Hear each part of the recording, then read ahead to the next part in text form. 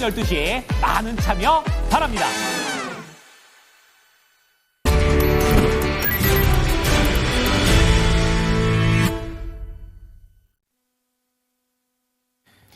체크스탁입니다. 두 분 모셨습니다. 토마토 투자클럽 김민주 전문가, 알파경제 김종일 이사입니다. 안녕하세요. 안녕하십니까. 예. 첫 번째 이슈부터 다뤄봅니다. 오늘의 주제는요. 젠슨왕도 막지 못한 하락입니다. 간밤 젠슨왕 CEO의 기조연설이 있었습니다. 그럼에도 불구하고 엔비디아 주가 큰 폭의 하락 움직임을 보여주면서 한때는 마이크로소프트하고 시총이 조금은 뒤바뀌는 모습까지도 나타내줬습니다.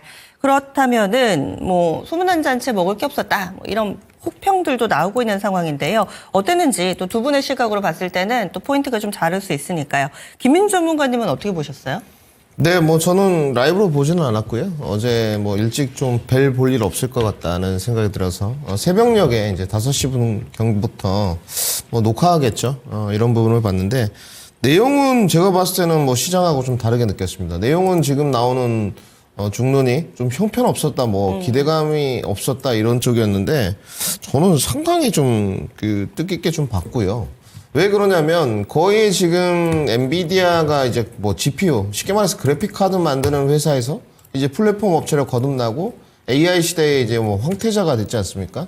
여기서 과연 멈출 것인가라는 생각을 했을 때 이 기업도 결코 그렇지 않겠구나 이런 생각을 많이 가졌습니다. 사업의 다각화 방향성과 진척도, 특히 그 양자암호 관련해가지고 이제 건물 같은 거 짓겠다, 설립센터 같은 거 짓겠다. 그러니까 여기에 지금 투자를 감행하겠다는 것이잖아요. 국내 우리 기업들은 어떻습니까? 양자암호 투자하는 데 있나요? 지금? 전혀 없죠. 건물 건립했다, 들어간다, 테이프 끊었다 이런 데 들어본 적이 없습니다, 지금. 그러니까 이게 확실히 우리나라가 국내가 대한민국이 AI 관해서 뒤처지고 신기술에 관해서 지금 뒤처진다는 걸 좀 느꼈고 엔비디아는 그렇지 않구나. 구체적으로 좀 들어가면 일단 우리 시청자분들 기다렸던 블랙엘 울트라 공개했고요. 루빈 공개도 했습니다. 이건 예정된 부분이었고 단지 그 AI 이제 발전 방향 이런 게 좀 식상하지 않았나라는 주관적인 좀 생각을 해보고 시장이 이 부분에 관해서 좀 실망했나 보다. 젠슨왕도 일론 머스크 정도까지는 아니지만 쇼맨십이 좀 있거든요. 거의 엔터죠. 그런데 이런 게 좀 약하다 보니까 시장이 이제 실망 기대감, 때마침 또 있는 매크로 변수 이런 부분 때문에 책실이 좀 나왔다고 판단되고 휴머노이드도 지금 하고 있죠. 테슬라 엔비디아 쪽에서. 근데 오픈소스 코드인 것 같은데 오픈소스로 이 로봇 모델 공개를 했습니다. GR00T 이렇게 해가지고 공개를 했던데 로봇 공개했고요. 양자암호 이야기했고요. AI가 나아가야 될 방향성 제시했고 그 다음에 신제품 출시 방향 그 다음에 SK하이닉스 부스도 있었다고 해요. HBM4겠죠. 진척도 부분 등등 다양하게 저는 좀 뜻깊게 봤고요. 단지 이제 오늘 엔비디아 차트 모습 좀 보셔야 될 것 같은데 지금 105불 언저리 저점 기준으로는 104.77불입니다. 여기서부터 이제 122불까지 올랐거든요. 122.89불까지 올랐는데 제가 봤을 때는 그냥 엘리트 파동이 기본적인 그냥 눌림목 정도 아닌가 이렇게 좀 판단을 해야 될 것 같고 그렇죠. 여기 이제 변곡점에서 한번 저항 구간에서 좀 걸렸기 때문에 눌림목 이후에 미국 시장의 매크로 변수가 끝난다면 엔비디아도 올해 의견들이 다양합니다만은 그래도 점진적으로 저점 우상향은 좀 되지 않겠느냐라는 판단을 좀 말씀드리겠습니다. 네, 그래서 엔비디아에 대한 얘기까지 해주셨는데 김 회사님은 좀 인상 깊었던 부분이 있으셨어요? 네, 제가 어저께도 말씀드릴 때 이제 두 가지 키워드를 언급을 드렸는데 일단 블랙엘 어떻게 잘 되고 있느냐라는 부분과 그 다음에 딥시크를 어떻게 바라보고 있느냐 이 두 가지를 말씀드렸는데 블랙엘은 잘 되고 있다. 차질없이 진행되고 있고 울트라 나올 거고 루빈부터 그 차세대 모델까지 얘기를 했는데 이거야 너무 먼 얘기니까 이거 아무도 별로 관심이 없는 것 같고 그 다음에 이제 중국과 딥시크와 관련돼서는 그게 거의 이런 반응이었어요. 그래서 쥐들이 들어와 봐야 될까 이런 반응인데 저는 약간 기시감이 드는 게 자꾸 이제 인텔 생각이 납니다. 인텔의 최전성기 생각이 나는 거죠. 그래요? 그때 인텔이 아톰이라고 하는 모바일 쪽에 AP를 동일하게 만들어서 지금 이제 가장 잘 나가고 있는 ARM 기반의 여러 칩들이 들어올 때 니들이 인텔이 최고지 외치다가 거의 이제 나중에 발려버린 상황이었고요. 그러다가 이제 인텔이 내세운 게 뭡니까? 야, 컴퓨터에서는 뭐 여전히 상대가 안 되고 지금 뭐 삼성전자 TSMC 5나노 떠드는데 우리 10나노로 만들어내고 있는 퍼포먼스가 너희들 7나노 5나노보다 월등하다라고 떠들다가 결국은 저 모양이 된 거죠. 지금 엔비디아도 제가 보면 약간 좀 그런 모양으로 가고 있는 게 아닌가라는 우려가 드는 게 엔비디아가 아무리 잘 만들어봐야 계속 말씀드리지만 엔비디아가 뭘 할 수 있습니까? 다 만들어주는 걸 설계할 뿐이잖아요. 그래서 자기들이 아무리 잘 설계해서 줬는데 TSMC에서 이거 당장 안 된다라고 하면 인텔이 아니라 엔비디아는 할 수 있는 게 아무것도 없다라는 거죠. 그러니까 그런 부분들에 대해서 주목해 볼 필요가 있겠고 이번에 또 여러 가지 얘기들을 막 쏟아내고 있죠. 지금 로봇 플랫폼도 얘기를 했고 그다음에 이제 그 과학자 이름까지 들어가면서 뭐 차세대 모델을 언급하면서 이제 그 D램 용량이 HBM 용량이 엄청나게 늘어날 거다. 지금 현재 양에서 뭐 288기가까지 늘어날 거다 이런 얘기를 하고 있는데 가격은 당연히 뭐 900배 속도 빨라지는 건 뭐 그렇다 치고 가격은 이제부터 그러면 또 엄청나게 뛰겠죠. 그러면 그 돈은 또 다 누가 될 거고 거기에 들어가는 전력비는 누가 될 것인가. 거기에도 만약에 여전히 발열을 잡지 못한다면 뭐 액침 냉각이니 뭐니 많이 들어가야 될 텐데 그와 관련된 비용에 대해서는 전혀 생각이 없을까라는 그런 궁금증을 던져볼 수밖에 없는 거죠. 그래서 관련된 내용은 전부 다 긍정적이었습니다. 인텔이 여전히 뭐 잘 되고 있고 잘났고 앞으로도 잘 될 거다 이런 얘기인데 뭐 그걸 100% 믿는다고 하더라도 지금의 가격이 부담스러운 모든 빅테크들이 다른 노력을 하고 있는데 과연 엔비디아가 계속 이렇게 독자적으로 잘 나갈 수 있을까에 대해서 저는 강한 물음표가 드는 그래서 뭐 주가 내려간 거는 지난주인가 이 9% 올라왔잖아요. 당연히 일정 부분의 되돌림이 나타날 수 있다고 생각해서 주가 내려간 건 별로 신경이 안 쓰이는데 현재 지금 엔비디아가 지향하고 있는 여러 가지 포인트가 정말로 맞는 방향으로 가고 있는 것인지 그다음에 엔비디아의 생각대로 타임 스케줄대로 과연 달성될 수 있는 것인지에 대해서는 우리가 이제부터는 좀 냉정한 머리를 갖고 쳐다보자. 그래서 연초부터 계속 올해 제일 위험해 보이는 건 엔비디아다라고 말씀을 드렸는데 저는 여전히 그렇습니다. 엔비디아가 뭔가 계속 좀 조급해 보이는 그런 양상이 아닌가 이렇게도 좀 봐야 될 것 같습니다. 네, 그래서 엔비디아의 조급함만 드러났을 뿐 사실 이렇다 할 알맹이는 없었다라는 시각의 의견을 주셨는데 엔비디아 3% 하락했고요. 테슬라 5%대 밀렸습니다. 전반적으로 뉴욕 증시 안 좋기는 했지만 기술주들의 하락 움직임이 더 두드러졌기 때문에 이런 부분들이 우리 증시에는 어떻게 영향을 미칠 것인가 얘기를 좀 나눠보도록 하죠. 게다가 삼성전자가 엊그제 급등을 했다가 어제는 잠시 좀 쉬어가는 모습이었습니다. 엔비디아와 섞으면서 엔비디아 오를 때 못 올랐던 반도체주들 계속 봐도 되는 건지 아니면 엔비디아가 휘청거리기 시작하면서 이 여파가 있을 것인지 김민주 전문가님 어떤 시각이세요? 네, 저는 여파는 제한적이라고 판단하고 있습니다. 있을 것인지 김민주 전문가님 어떤 시각이세요? 잠시 뭐 좀 해프닝이 좀 있었고요. 저는 좀 제한적이라고 판단을 하고 있는 게 늘 계속 말씀 드리고 있지만 엔비디아의 뭐 아까 이사님 이야기 들었는데 일정 부분은 뭐 동의를 하고요. 뭐 일정 부분은 동의를 못하는 부분도 있는데 우선 지금의 산업의 시대의 변화를 좀 보게 되면 이제 엔비디아의 독과점에 관해서 말씀을 하셨거든요. 근데 엔비디아의 독과점과 과연 우리 삼성전자나 하이닉스의 독과점 구조가 합의일치되는 궤인가? 그러니까 엔비디아가 무너지게 되면 SK 하이닉스 뭐 지금은 사실은 엔비디아에게 거의 뭐 전 물량을 다 주고 있지 않습니까? 그러면 하이닉스는 공급처가 엔비디아가 꼬꾸라졌을 때 없어지는 것인가? 아닐 것 같은데요. 전혀 아닙니다. 이건 완전히 다른 문제고요. 그러니까 엔비디아의 독과점에 관해서는 의견들이 다양성이 있고 다 리스펙해야 되는 쪽입니다. 솔직히 말씀드려서 저도 언젠가는 뭐 엔비디아의 독과점 구조가 뭐 유지돼봤자 내년 정도까지지 않겠느냐. 그러니까 저는 HBM4를 계속 기준으로 말씀을 드리거든요. 그러니까 삼성전자 하이닉스를 일단 스탑 시켜놓고 HBM4, 엔비디아가 지금 접목해 보려는 부분이 HBM3 2에서 HBM4지 않습니까? 루빈이. 그러니까 여기서부터가 엔비디아의 독과점 구조가 깨진다고 생각해요. 다른 팹립스 업체들도 이 HBM4에서 뭔가 엔비디아가 잘 못하고 루빈도 자꾸 자유롭지 못하고 그동안의 시간 벌기가 이루어지고 다른 팹립스 업체들이 따라온다면 엔비디아의 독과점 구조는 그때부터 깨질 겁니다. 그러니까 뭐 2026년 한 하반기부터 27년 이렇게 좀씩 내려가는 뭐 제 주관적인 판단입니다만은 그러면 그때 이렇게 엔비디아가 내려갈 때 삼성전자하고 하이닉스는 어떨 것이냐? 전혀 문제가 없을 것 같아요. 전혀라는 표현을 좀 강하게 말씀드리고 싶은데 지금 여러 가지를 제가 뭐 수업도 받고 공부도 하고 찾아보고 하지만 HBM의 대항마는 없어요. 그리고 중국에서 이제 전문가님 중국에서 좀 따라오는 속도가 어떻습니까? 중국에서 HBM2를 만들어요. 실제로. 전혀 가능성이 없는 이야기입니다. HBM3가 8단 같은 경우가 삼성전자가 지금 엔비디아의 레거시 제품에 들어가고 있습니다. 어제도 정리를 해드렸지만 엔비디아의 밸류 체인이 들어가지 않았다는 언론 기사들은 다 엉터리예요. 잘못된 거고요.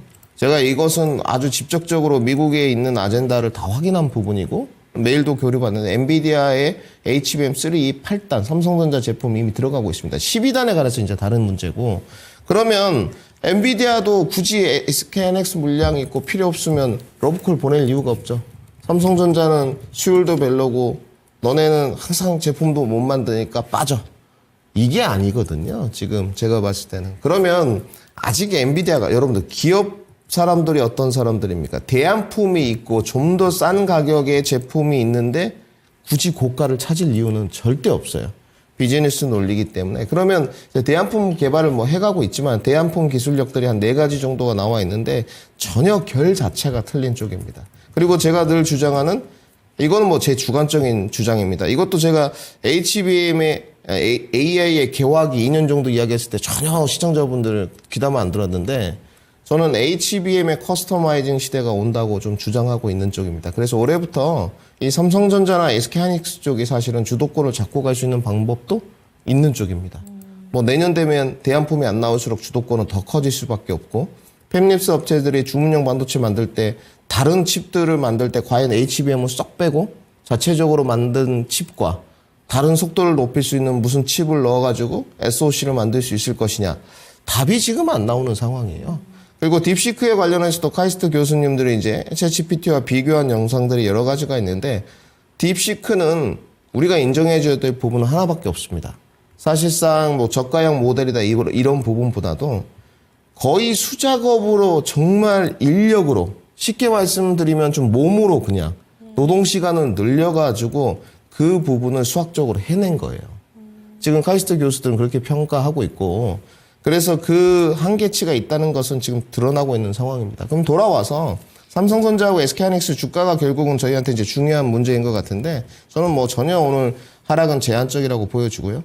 지금 SK하이닉스가 여러분들은 뭐 어제 조금 키 맞추기 했지만 21만 원대까지 갔었거든요. 20만 9천 원이죠, 정확히. 그리고 뭐 어제도 20만 3천 원. 삼성전자도 마찬가지. 6만 전자 꼴이 나기 전에 지금 6만 전자에 관해서 의심하는 분들은 거의 없거든요. 시간의 문제다.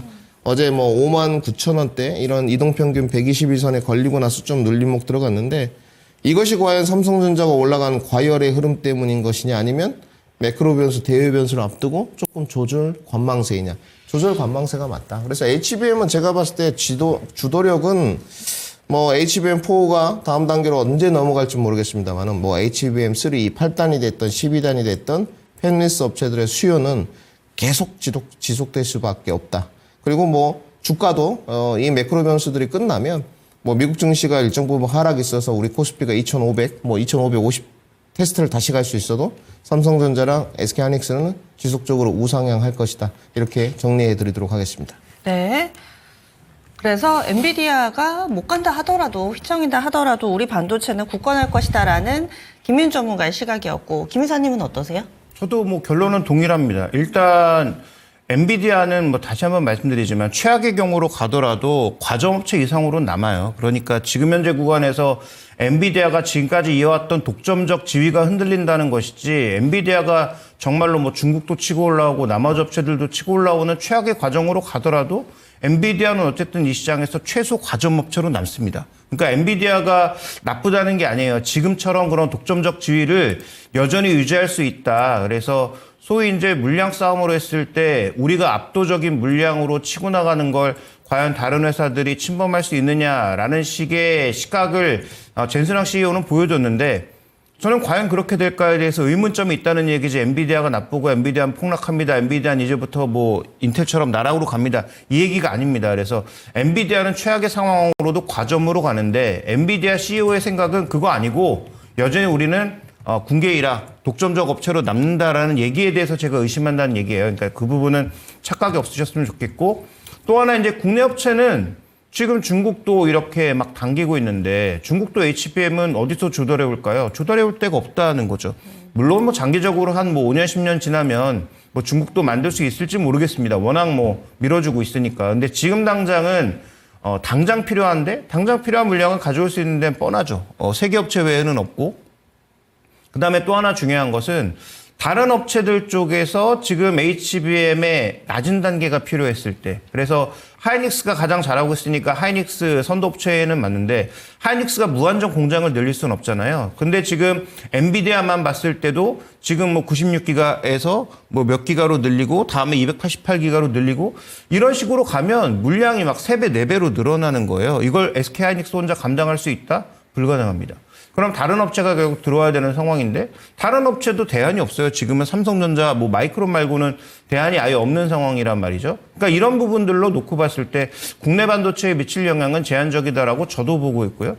그다음에 국내 반도체가 오히려 중국도 투자를 늘리고 미국도 투자를 늘리고 유럽마저 늘린다는 거 아닙니까? 이렇게 갈 때는 소위 이제 전력 관련주와 더불어서 이런 뭐 관련된 종목군들의 움직임들은 더 좋아질 수밖에 없다라고 보고 있고 전혀 주가가 비싸지 않기 때문에 엔비디아는 비싸지만 우린 전혀 비싸지 않기 때문에 그런 관점에서 뭐 국내 반도체에 대한 우려는 저도 기우다라고 보고 있습니다. 네. 그래서 국내 반도체는 이상부 시그널을 두 분 나란히 좀 주시네요. 반도체는 그렇고 이번에는 2차전지 테슬라 쪽 얘기도 안 할 수가 없습니다. 간밤에도 테슬라 주가 5%나 하락했고요. 뭐 굵직굵직한 이 글로벌 펀드 쪽에서 테슬라 이제 더 이상 투자 안 하겠다. 뭐 대표적으로 덴마크가 있고요. 이런 얘기들을 내놓고 있는 상황이고 그리고 또 월가에서도 목표가 하향 조정 레포트가 끊이지 않고 나오고 있습니다. 테슬라의 하락은 우리와는 좀 별개로 봐야 될 것인가? 이것이 의미하는 바는 뭘지 김윤 전문가님은 어떻게 보세요? 글쎄요, 뭐 지금 저희가 테슬라까지 정리를 한 내용은 저도 뭐 추천을 많이 했고요. 한 2번 정도 드렸는데 뭐 미국은 이제 장기 투자 관점인데 이 가격에서는 메리트가 있지 않나요? 저는 그렇게 좀 판단하고 있는데 뭐 웰스파고랑 JP모건의 그 리포트들 가격 뭐 120불도 있습니다, 여러분. 그러니까 지금부터 225달러인데 120불까지 빠진다는 것은 반토막이 지금 난다는 거거든요. 참 이런 거 보면은 우리나라에서 증권사가 리포트를 이렇게 쓰잖아요. 그렇죠. 그러면은 항이랑 이렇게 폭파되다시피 할 텐데 월가는 참 대단하다. 미국은 다르구나 이런 생각도 들더라고요. 월가 뭐 가면 사실상 네. 뭐 안 좋은 냄새밖에 안 납니다. 가면 뭐 한 그래요? 3-4번 정도 가봤지만 안 좋은 냄새밖에 안 나고. 근데 이게 2023년 1월 6일에 여러분들 이 테슬라가 101불이었거든요. 이때는 어땠었습니까? 러시아 우크라이나 전쟁이 진행되고 있었고 한창이었었고 미국이 아주 고금리로 뭐 연준에서 매 분기마다 FOMC가 열릴 때마다 고금리 인상을 해갈 때고요. 테슬라 차 당연히 이때부터 꺾였고요. 그런데 지금 120불이다. 그러면 이 비슷한 원자리로 빠진다는 건데 주변 환경에 있는 우리가 대외 변수를 좀 정리해 봅시다. 매크로 변수는 차지하고 경제 지표는 어쩔 수 없으니까 사실상 이거는 좀 어불성설인 것 같고요. 감정적인 리포트라고 좀 판단이 들어요. 미국은 가능합니다.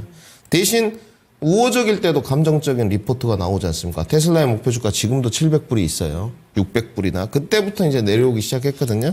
지금은 좀 메리트가 있는 구간이고 이거는 뭐 한마디로 압축시켜야 되겠죠. 머스크의 정치적 비호감이 큰 영향을 주고 있고 사실 뭐 우리가 인정할지는 모르겠습니다만 저는 그렇게 보고 있습니다. 488불까지 갔을 때 뭐 테슬라의 점유율이 확대되는 국면도 아니었고 아직까지 뭐 두 자릿수 수익률이 나오고 있습니다만은 사실상 일론 머스크의 올인 정치, 정책효율부 수장으로 간 거 아니었습니까? 저는 그렇게 판단하거든요. 근데 이제 좀 지켜보니까 이 사람 너무 비호감이거든요. 유럽에서도 공격받고 미국 내에서도 공격받고 불도 지르고 막 이러다 보니까 이러한 부분에 대한 주가 하락 부분이고 저도 이 부분에 관해서는 우려 깊게 봐요. 이 사람이 과연 권력을 잃었을 때 이 테슬라의 주가가 일정 부분 선반영되고 있지만 영향력이 없을 것인가? 영향력이 좀 있을 것 같죠. 사업가는 사업으로 이야기를 해야 되는데 지금 머스크는 그렇지 않죠. 이게 지금 미국에서 리포트 나와 있는 내용 중에 들어가 있는 문맥입니다. 근데 저는 동의를 못해요. 일론 머스크는 이제 사업가가 아니죠. 정치인이죠. 그러니까 두 가지 요소를 같이 바라보면서 해야 되는 거죠. 정책교육부 수장인 정치인이 맞고요. 분명히 미국의 USA에 그리고 사업가죠. 그러면 지금 정치적 입지도 강화해야 되고 정치도 잘해야지만 이 주가는 올라갈 수 있죠. 지금 뭐 사업은 멀티플 요소로 전기차에 캐즘이 좀 있어서 흔들립니다만은 사실상 정치에 대해서 비호감이 되고 잘 못하니까 주가가 이렇게 내려온 거 아닙니까? 그러면 일론 머스크가 정치적 감각이나 외교적 비즈니스는 잘 못한다는 거예요. 그러니까 이 부분에 대한 요소도 반영을 시켜야 된다고 보고, 저는 뭐 정치를 모르기 때문에 과연 그러면 정치 변수를 제외하고 테슬라의 가격이 앞으로 더 떨어졌을 때 메리트가 있을 거고, 내가 과연 미국 주식에 장기 투자를 했을 때, 물론 애플급은 아니죠. 그런 로열티 충성 고객은 없어요. 애플은 정말 대단한 기업이고, 그래도 들어가 볼 만한 자리인 것이다. 저는 그렇다고 판단하고 있습니다. 항상 공포의 사고, 이런 노이즈가 시끄러울 때 막 좀 사는 게 맞기 때문에, 그래서 저는 뭐 여러 가지 IB 투자 헤지펀드에서 제시하는 것들은 과도한 우려고 주가 하락 시 가격 메리트가 있다고 판단되고요. 그다음에 이제 우리가 이제 알아야 될 부분이 궁극적으로는 국내겠죠. 연동 관계가 어떨 것이냐. 요즘 유튜브 틀면 죄다 나오는 게 포스코홀딩스예요. 그들이 말했던 2차 전지 기업이 포스코홀딩스 하나뿐입니까? 이거는 비판을 해야 될 것 같습니다. 포스코홀딩스가 2차 전지로 오른 것도 아니고, 그리고 뭐 포스코홀딩스에 대한 그 싼 밸류에이션은 지금 오늘 내일 말한 게 아니잖아요. 계속적으로 말했던 부분인데, 포스코홀딩스는 다시 한번 말씀드리지만 에너지 사업부 철강 모멘텀으로 분명히 주가가 올랐고, 지금 위치적인 자리가 그닥 좋지도 않아요. 여기서 이제 뭐 거래량이 조금, 매도 거래량이 많이 출회되지 않았고 변곡점에 걸렸다는 것 뿐이지만 다른 쪽들은 지금 없죠. 저는 오늘도 2차 전지가 움직일 수 있다고 보는데, 뭐 저의 주관적인 판단입니다만은 이제 정리를 해야 되겠죠. 저는 계속 말씀드립니다. 요즘 많이들 좀 따라오던데, 올해 그 트리거를 만들 수 있는 2차 전지의 모멘텀은 뭐 리바운드가 언제든지 나올 수 있는 자리다 설명을 드리는데, 전고체 LFP ESS밖에 없어요. 그러니까 요즘은 살짝 기류 변화가 좀 있어요. 이제 뭐 전고체 이야기도 나오고 유튜버들이. 근데 뭐 이게 뒤로 물러설 수 없는 낭떠러지기 때문에 계속 이러한 주장을 하나. 그러면 제가 정말로 논리적인 반박을 한번 해보면, 포스코홀딩스의 자회사의 포스코 퓨처엠이 지금 흑자인가요? 아니죠. 아니죠, 여러분. 흑자를 찍은 적이 없어요. 지금 1분기도 적자입니다. 2분기도 적자고요. 그러면 이제 좋아진다는 기대감인데, 이 좋아진다는 그 주관적 기대감의 반영이 지금 나온 거냐고. 아니죠. 뭐 작년에도 나왔고 뭐 재작년에도 계속 그런 이야기 했거든요. 그러니까 이거는 사실상 조금 너무 근거 없는 희망상이에요. 저도 좋게 보고 있지만 이것이 시장의 투심을 전혀 지금 불러일으키지 못합니다. 네. 사실상. 그래서 지금의 2차 전지의 포커싱은 뭐 저는 그 부분을 큰 투자를 하고 있지 않지만 전고체, LFP 이쪽으로만 놀림목대 기술적 반등의 퍼포먼스가 써질 것이다. 이렇게 정리해드리겠습니다. 예, 알겠습니다. 그러면 김 이사님 알려주세요. 네, 뭐 저 역시 지금 테슬라의 하락과 우리나라 자동차 종목이나 아니면 2차 전지의 하락은 맥락이 좀 다르다라고 보고 있습니다. 국내 완성차는 뭐 테슬라 때문이 아니고 뭐 스스로 뭔가 좀 틀에 갇혀 있는 그런 모습이라고 봐야 될 것 같고, 그다음에 2차 전지는 우리가 테슬라에 공급하는 물량이 그렇게 많지가 않잖아요. 오히려 다른 자동차에 공급하는 물량이 많기 때문에 테슬라 밀린다고 우리가 이렇게 크게 충격받을 요소는 없는데, 오히려 삼성 SDI 2조 유성증자가 더 큰 충격을 줬을 수 있죠. 그다음에 이제 또 하나 포인트는 지금 자꾸 중국에 밀린다라는 겁니다. 중국 전기차가 최근에 미국 중국 시장에서도 신고가고, 그다음에 어저께 뭐 샤오펑 같은 경우에는 뭐 보란 듯이 크게 올라가는 양상을 보였잖아요. 물론 리비안도 올랐지만 리비안은 뭐 워낙 저가라서 지금 추세로 봤을 때 중국 전기차가 최근 들어서 자꾸 부각되는 모습이고, 판매량과 상관없이.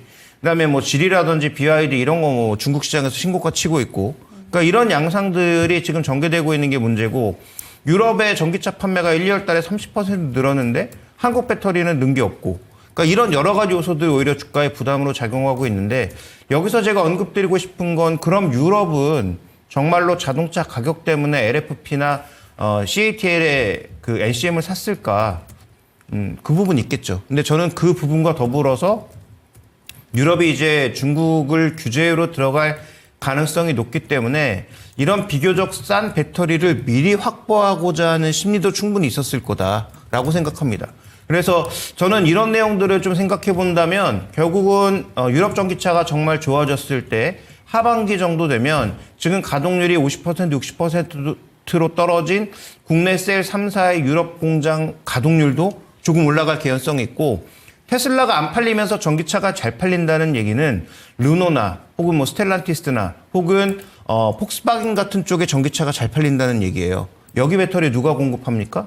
우리 회사들이거든요. 그래서 저는 하반기에는 일정 부분 반등의 요소들이 있다라고 봐서 그런 측면에서 봤을 때 저는 뭐 국내 종목군들에 대해서 삼성 SDI는 조금 지켜봐야 될 것 같지만 나머지 이제 대형주들에 대해서는 어느 정도 저점 형성에 대한 공감대는 형성된 게 아닌가 좀 이렇게 보고 있습니다. 네.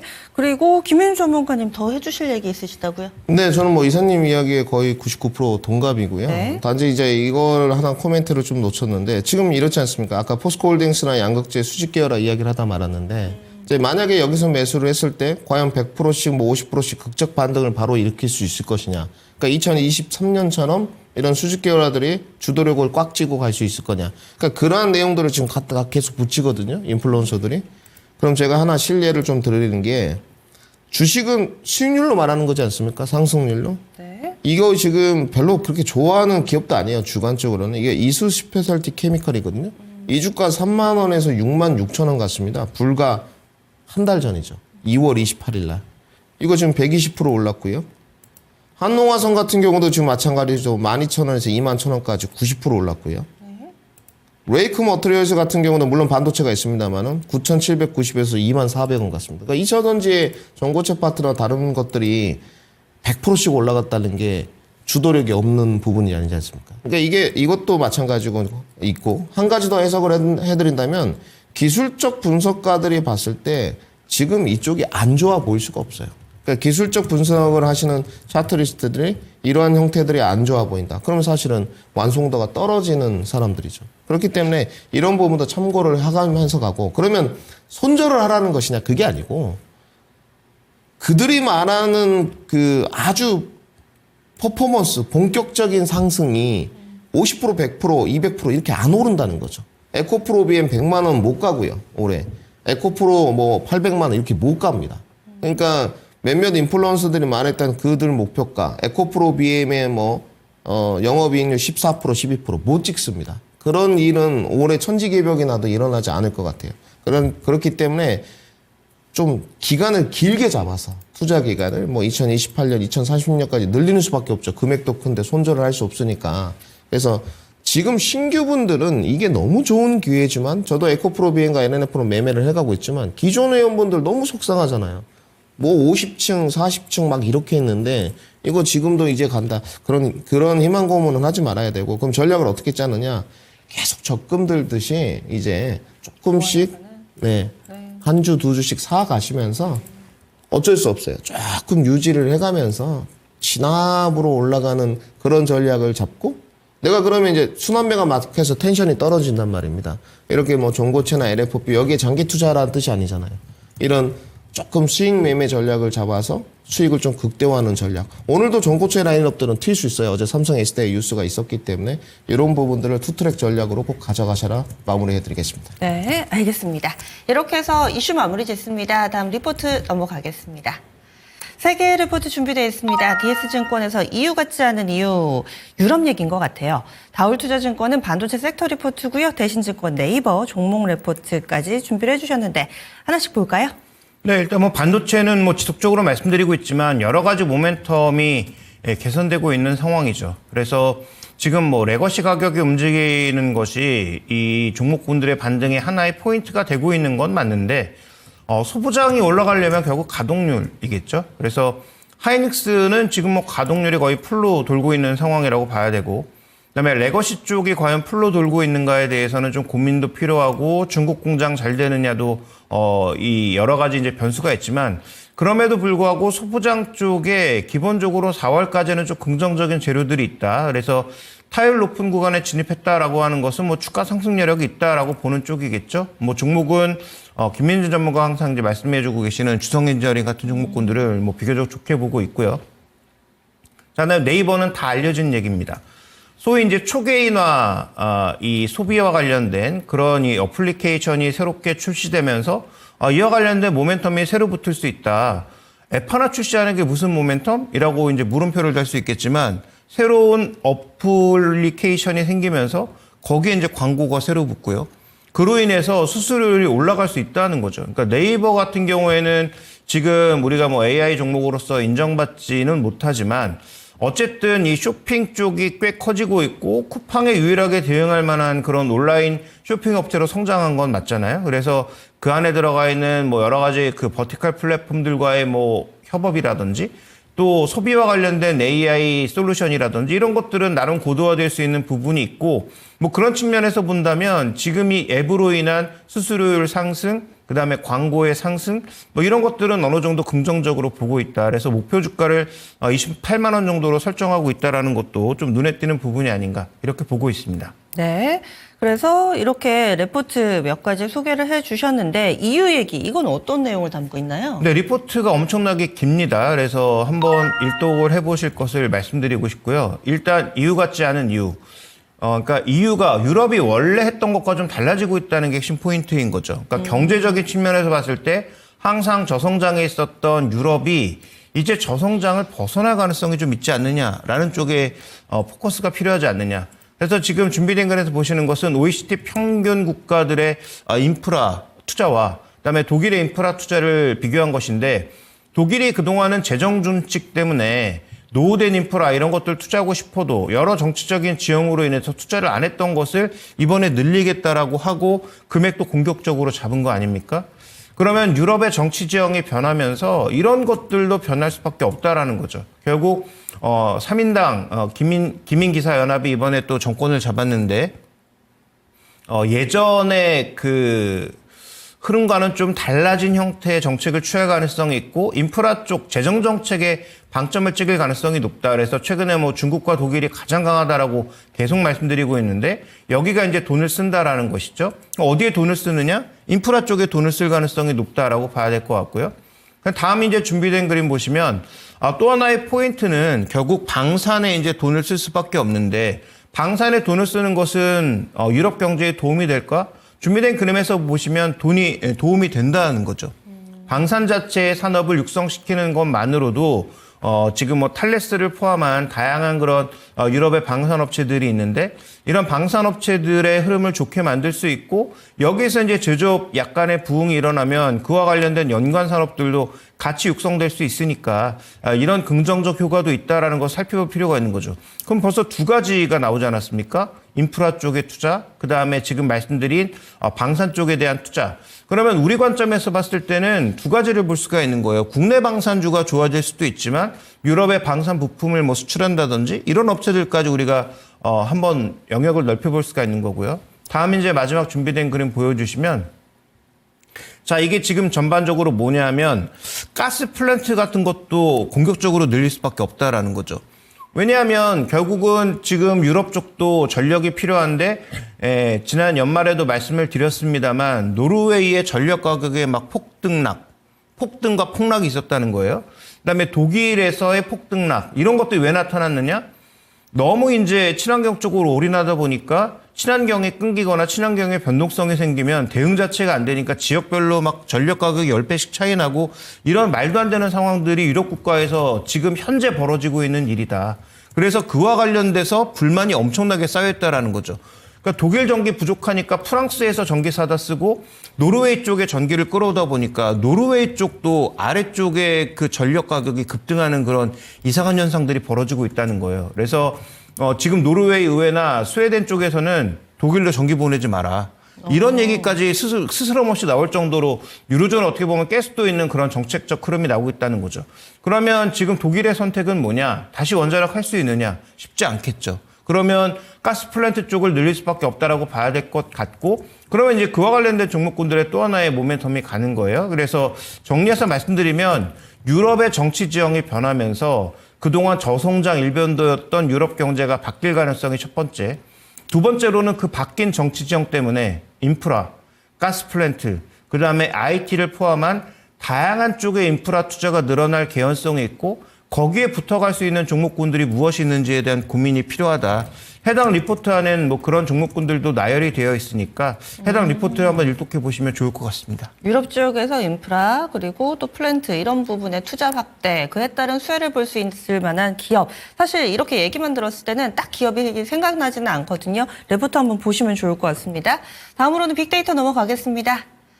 오늘의 빅데이터 시프트업 게임주를 처음 소개를 해주시는 것 같은데 이 종목을 가져오신 이유는요? 네, 뭐 그 질문이 너무 좋습니다. 가져온 이유가 예. 게임주 잘 안 보죠. 그만큼 시장의 변동성 국면으로 들어갔다는 겁니다. 지난주에 이제 제가 접근 포인트를 잡은 것이 뭐 전고체 파트가 끝나고 나서 그 반도체 파트에 대한 매매 전략을 좀 짰거든요. 성공 전략으로 갔습니다.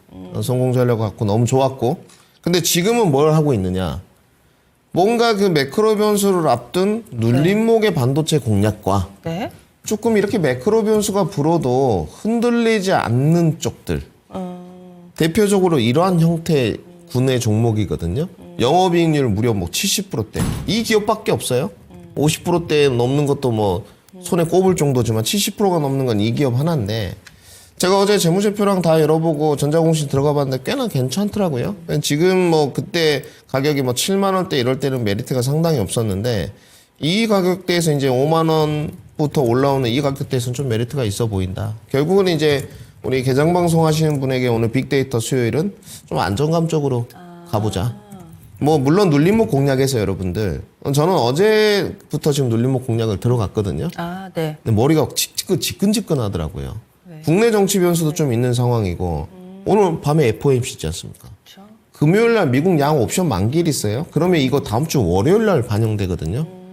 그러니까 미국 증시는 외봉이기 때문에 주봉 기준으로 아직 그 쌍바닥 하방 경직성이 없어요. 더 내려갈 수도 있기 때문에 불안감 요소가 있죠. 그러니까 이제 뭐 전일 한 3% 잡고 오늘 밤에 FOMC 보고 내일 좀 또 잡고 미국의 양옵션 만기를 잡고 이 전략으로 이제 가는데 우리 시청자분들도 이제 선택을 해야 되겠죠. 눌림목의 반도체냐, 눌림목의 전고체냐, 눌림목의 제약바이오냐, 아니면 나는 좀 영업이익률이 높은 안정감을 장착해서 가겠다. 나쁜 선택지는 아니다. 네. 그리고 이제 뭐 여기 니케이 여신 뭐 이런 거 이제 제가 어제 들어가 봤는데 상당히 해외 매출이 많았던 부분은 긍정적으로 보이고요.